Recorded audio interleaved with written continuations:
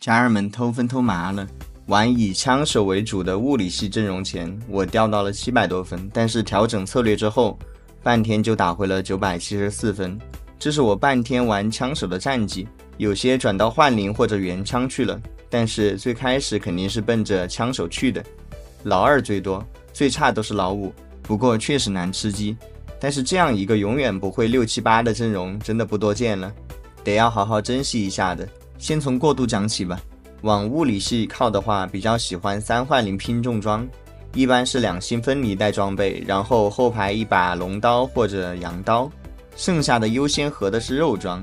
没有3幻灵就是抓普通的前后排对子，哪边对出来用哪边。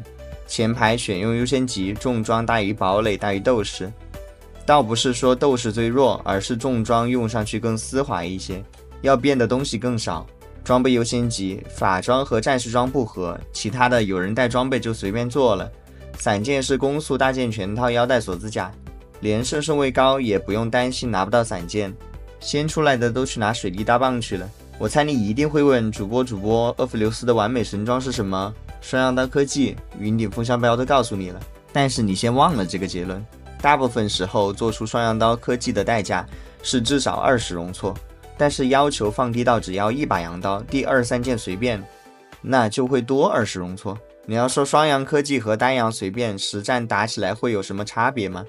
只能说不拿放大镜在伤害曲线图上对比，还真挺难发掘出来。强化符文选择可以是拿一些装备用来过渡，比如免位、极刺镀板铠甲，多散件可以帮助养2个 C 位，或者一些加攻速的海克斯，比如打气、后援、发条增速，还可以是一些加坦度的，比如巨块、巨大伙伴、灵魂链接。可不可以无脑玩呢？可以。那能不能稍微来点思考量呢？也可以。2个进阶选项，第一种是3阶段来女枪，或者你在用原计划的体系卡过渡，并且5元里至少有1件泽力的装备，脉冲是最好的，帮女枪收拾残局。那你就可以去玩这套5元拼女枪，装备都是通用的，羊刀泽力、龙刀无尽女枪，铁男和女枪带装备2星就可以上9了。9级挂阿罗拉、拉扎克或者可固博。第二种是转换灵的，玩不玩5元拼女枪要在3阶段就决定好，因为你场上一套备战洗一套已经是普通玩家摇摆的极限了。一般排除掉5元女枪的可能性后，进4阶段启动前就可以留一些幻灵的挂件了。Scar 启动时是默认玩重装枪的，只是如果第一波搜卡就来阿罗拉，那我们直接果断卖掉枪手的卡，转到幻灵那边去。已经合成的羊刀给道侠，已经合成的龙刀给阿罗拉，女塔或侠2星带装备就上9，后面给阿罗拉补法装，9级拉扎克上佛耶哥，重装强袭意图留在这里，要是懒的话站位都可以不用调，宗师以上还是要对一对位。枪手聊完了，我们来聊聊大家热议的街头。首先要承认的是，在 rank 的表现里，街头恶魔并没有那么神，甚至还有点陷阱的味道。我的近20场排位对局中，观察所有玩家的阵容表现，街头的前散率只有 35%， 持续率仅 5%， 远低于平均水准。这套阵容没分大概有这么几个原因，一是装备分配、节奏、强化符文选择的问题，也就是对阵容本身的理解有问题。必须要承认的一点是，我在最开始介绍街头恶魔玩法的时候，受限于当时的认知，给到的理解并不全对。随着实战的深入，一些理解也随时间在更新。街头的唯一主 C 是火男，所以要给他很好的装备，一个启动装必备，另外2件就出爆的。法爆破防这组最好，帽子也可以。除了火男和他的6个挂件之外，外援都是来蹭局势的，包括但不限于螃蟹、炸弹、可固博、扎克。没有炸弹人的装备一般就不带他，一般更倾向于用可固博、螃蟹这种低投入高回报的卡。特别点名沙梅拉，虽然是体系内的5费卡，而且得给他做一套装备，但是他也是蹭局势的，属于是要赢没他不行，但是你要指望他赢那也不行。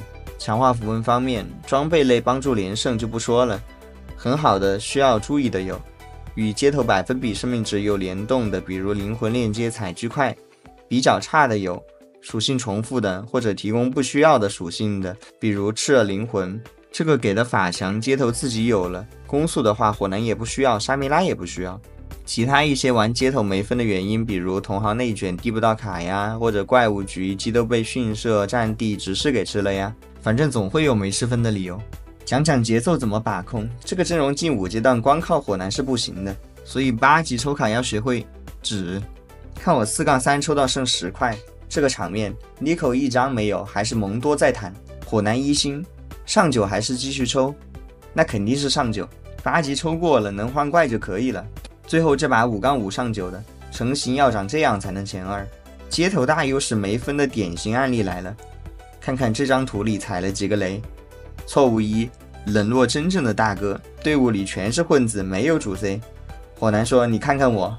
错误2，这个炸弹人明明什么也没带，却要花我12块钱占一个人口。你说开战略吧，不如3块钱的猫；当辅助卡吧，又不如带斩杀的螃蟹。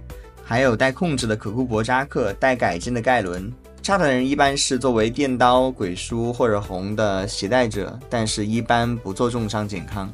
日炎太脆，红鬼书太吃装备，电刀不需要，能直接秒后排的阵容没必要优先做功能装，所以一般不带炸弹人。错误3，有正义不合却做了龙刀，有破防能给却给红 buff。这里既然把沙弥拉当 C 位了，那红肯定是不行的。换个阵容讲装备分配的重要性，可能会更容易讲明白。